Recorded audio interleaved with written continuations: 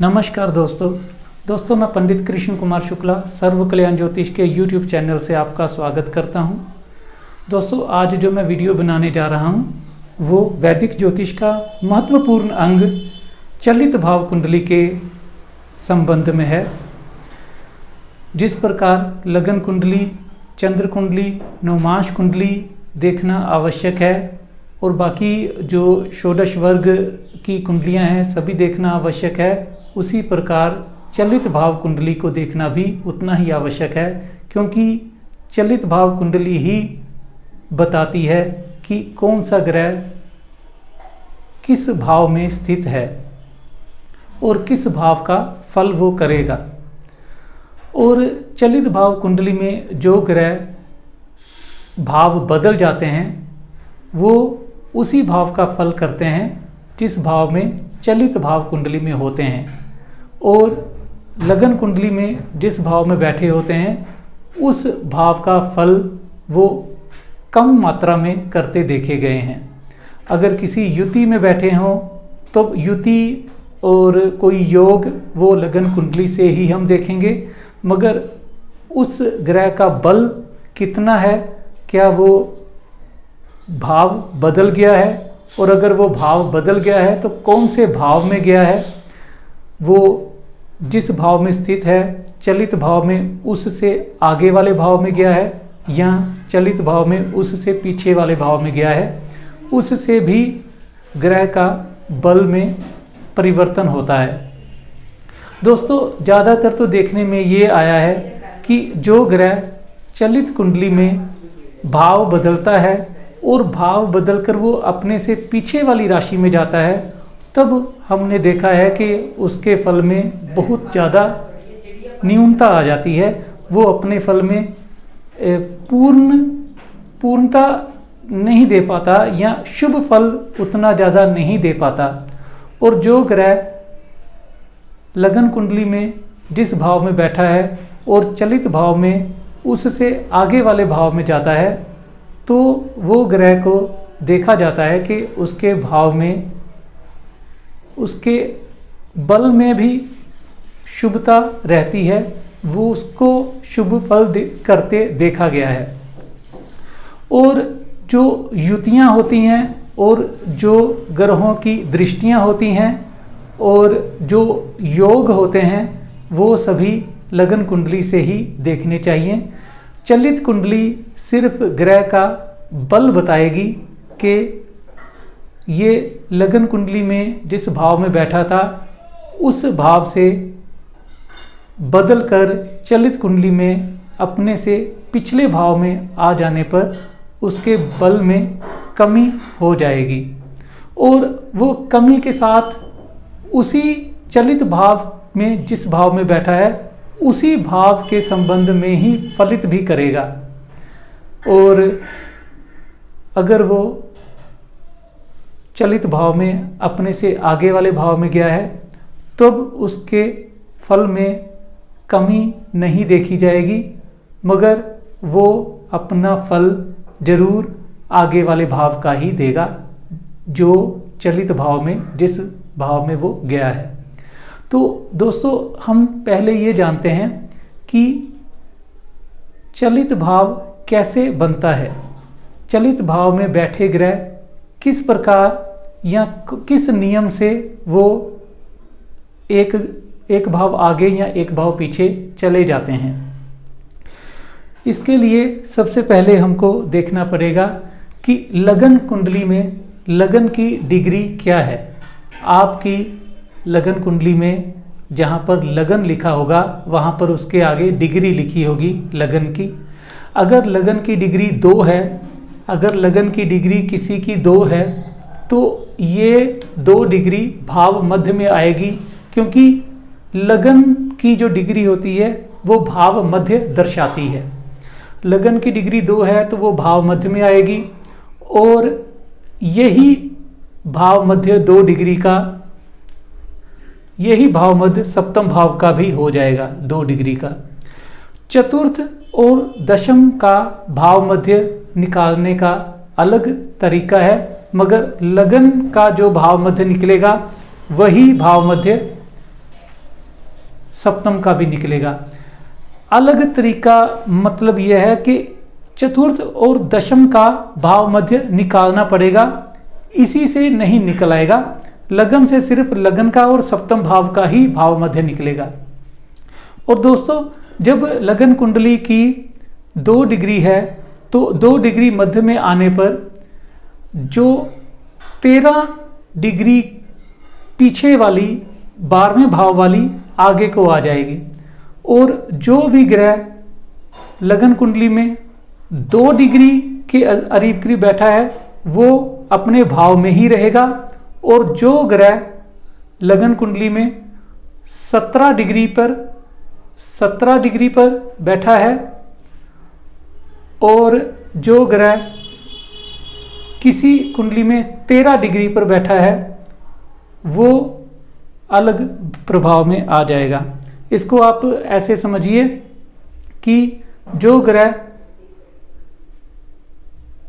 पीछे वाले भाव में 17 डिग्री के पहले बैठा है, 17 डिग्री के पहले बैठा है, वो तो 12वें भाव में ही रहेगा। और जो ग्रह पिछले वाले भाव में 17 डिग्री के आगे बैठा है वो लगन में आ जाएगा।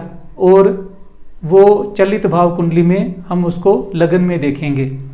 आप इसको इधर से समझिए कि 2 डिग्री का लगन था, 2 डिग्री का लगन था, भाव मध्य में आ गया।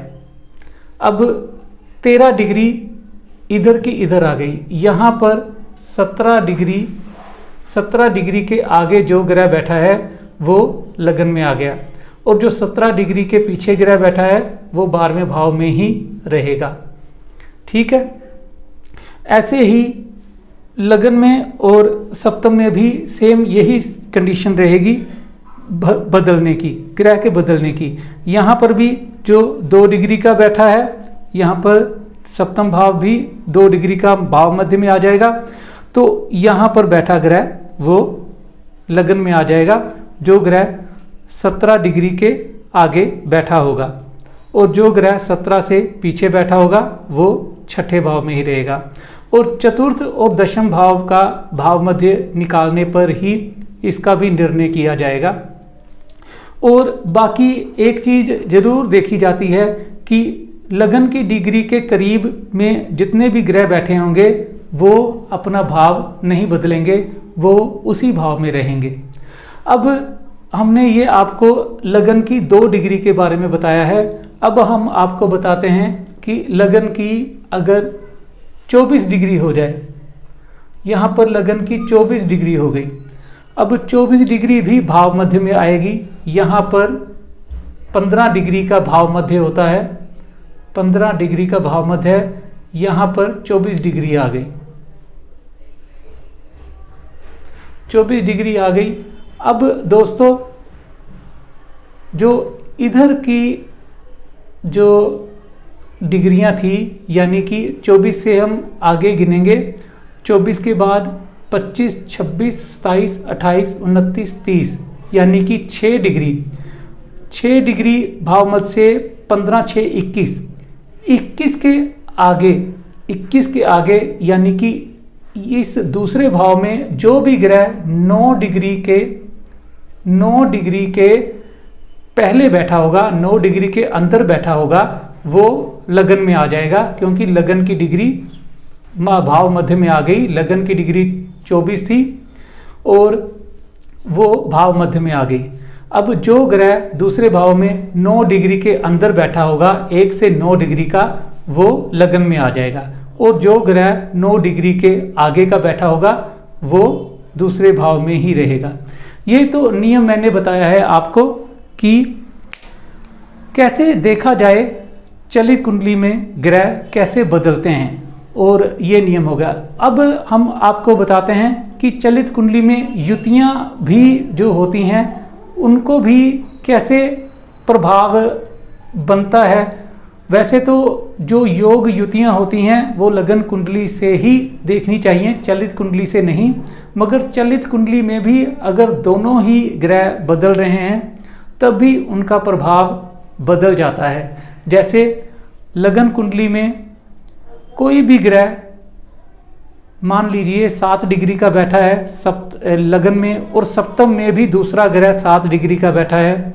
अब अगर ये दोनों ग्रह चलित भाव में बदलेंगे तो दोनों ही बदलेंगे, और अगर दोनों ही बदल जाते हैं तो आप ये समझ लीजिए कि इनके प्रभाव में कमी आ जाएगी, इनके बल में कमी आ जाएगी। अगर तो ये लगन के बहुत शुभ ग्रह थे, शुभ युति में थे, तो ये पूरा शुभ फल नहीं देंगे, क्योंकि ये अपने से 12वें भाव में आ गए दोनों। और अगर यही ग्रह लगन से दूसरे भाव में आ जाते हैं, लगन वाला दूसरे भाव में और सप्तम वाला अष्टम भाव में, तो ये युति वाला जो संबंध बनेगा ये शुभ बनेगा। यहाँ पर हमने देखा है कि इस सिचुएशन में वो जो ग्रह होते हैं वो अपना शुभ फल देते हैं। मैं इसका उदाहरण आपको एक कुंडली से देना चाहूँगा, जो श्री अमिताभ बच्चन की कुंडली है। उनकी कुंडली में कुंभ लगन है और कन्या राशि में 4 ग्रह बैठे हैं, सूर्य, मंगल, बुध और शुक्र। इनकी कुंडली में शुक्र बस चलित भाव कुंडली में अष्टम भाव में है, बाकी 3 ग्रह आगे की राशि में, आगे के भाव में 9वां भाव में चले गए हैं। तो यहाँ पर अपने से आगे आ जाने वाले ग्रहों ने उनको शुभ फल दिया है। 9वां भाव जो होता है वो मान सम्मान, यश, कीर्ति का होता है, तो वो यश कीर्ति उनकी बढ़ाई है। तो ऐसे ही कई उदाहरण और भी हैं, जब ग्रह ने अपने भाव से पिछले भाव में आने पर उसने अपने शुभ फलों में कमी कर दी है और उतना शुभ फल नहीं दिया है। तो ये होता है चलित कुंडली का प्रभाव। और दोस्तों, चलित कुंडली में जो देखा जाता है वो सिर्फ भाव देखा जाता है, राशियां नहीं। अगर चलित कुंडली में राशियां लिखी भी गई हैं, मान लीजिए यहाँ पर धनु लगन है और चलित कुंडली में भी धनु लगन ही आएगा, मगर जब ग्रह बदलेगा तो वो भाव बदलेगा पीछे या आगे, तो जो सीरियल वाइज राशियां तो यही रहेंगी, धनु, मकर, कुंभ, मीन, मेष, वृष, मिथुन, कर्क, सिंह, कन्या, तुला, वृश्चिक। मगर ना हमने चलित कुंडली से राशियां नहीं लेनी है, हमने जो लेना है वो सिर्फ भाव लेना है कि वो भाव कौन सा ले रहा है। क्या वो अष्टम भाव से 9वां भाव में जा रहा है, या अष्टम भाव से सप्तम भाव में आ रहा है? क्या वो लगन से दूसरे भाव में जा रहा है, या लगन से 12वें भाव में आ रहा है, या वो तीसरे भाव से चतुर्थ भाव में जा रहा है, या तीसरे भाव से दूसरे भाव में आ रहा है? तो ये नियम होता है चलित कुंडली देखने का। चलित कुंडली में जो भी ग्रह होता है वो अपना प्रभाव दिखाता है, और अगर वो जन्म कुंडली का बहुत अधिक शुभ ग्रह है और चलित कुंडली में अपने से 12वें चला गया है, तो आप उससे अधिक शुभता की आशा मत रखिएगा, क्योंकि हमारे अनुभव में आया है कि उस ग्रह ने उतना शुभ फल नहीं दिया है। और अगर वो ग्रह लगन का शुभ ग्रह है और अच्छी स्थिति में है, योग कारक होके बलवान होके बैठा है, और चलित कुंडली में जिस भाव में बैठा है उससे आगे वाले भाव में गया है, तो हमने देखा है कि उसने शुभ फल दिया है। इसका नियम ये भी लगाया जाता है कि जो ग्रह अपने से 12वें जाता है वो उस भाव की हानि करता है, और जो ग्रह अपने से दूसरे भाव में जाता है तो वो उस भाव की वृद्धि करता है। ये भी नियम वैदिक ज्योतिष में लगाया जाता है। और बाकी चलित भाव कुंडली के बारे में हमने आपको आज समझाया है, और आशा करता हूं कि जो वीडियो बनाया गया है इससे आपको समझ आई होगी। और अगर किसी को कोई शंका है या किसी को पूर्ण तरीके से इस वीडियो के बारे में समझ नहीं आई है, तो वो ज़रूर कमेंट में लिखें, मैं ज़रूर उनको जवाब दूंगा और उनको पूरी डिटेल से समझाऊंगा अगर कोई शंका रह जाएगी तो। अच्छा दोस्तों, मेरे वीडियो को अगर आपको पसंद आया है तो मेरे वीडियो को लाइक कीजिए, कमेंट कीजिए और मेरे चैनल को सब्सक्राइब कीजिए। अच्छा, नमस्कार, राम राम, धन्यवाद।